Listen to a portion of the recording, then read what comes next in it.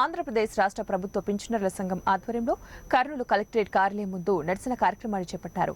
ఈ సందర్భంగా రాష్ట్ర ప్రభుత్వ పింఛనర్ల సంఘం జిల్లా అధ్యక్షులు మాట్లాడుతూ రాష్ట్ర ముఖ్యమంత్రి వైఎస్ జగన్మోహన్ రెడ్డి పింఛనర్లకు గతంలో ఇచ్చిన వాగ్దానాలను ఏ ఒక్కటి కూడా అమలు చేయడం లేదన్నారు. పెన్షనర్లకు ఈహెచ్ఎస్ కార్డు ద్వారా సరైన వైద్యం జరగటం లేదని, మెడికల్ రియంబర్స్మెంట్ కింద 2 లక్షల నుంచి 5 లక్షల వరకు వైద్యం సదుపాయం కల్పించాలని గత కొంతకాలంగా కోరుతున్నా కూడా ఇంతవరకు రాష్ట్ర ప్రభుత్వం స్పందించడం లేదని తెలిపారు. రాష్ట్ర ప్రభుత్వ పెన్షనర్ల హామీలను నెరవేర్చలేని ఎడల 2024 ఎన్నికల్లో రాష్ట్ర వ్యాప్తంగా ఉన్నటువంటి పెన్షనర్ల సంఘం నాయకులు గట్టిగా బుద్ధి చెప్పాల్సి వస్తుందని రాష్ట్ర ప్రభుత్వానికి హెచ్చరికలు జారీ చేశారు. కాబట్టి దాన్ని వినియోగించుకుని ప్రభుత్వం మా మీద కొంచెం దయా కనికరం చూపించేసి అది ఇవ్వాలి.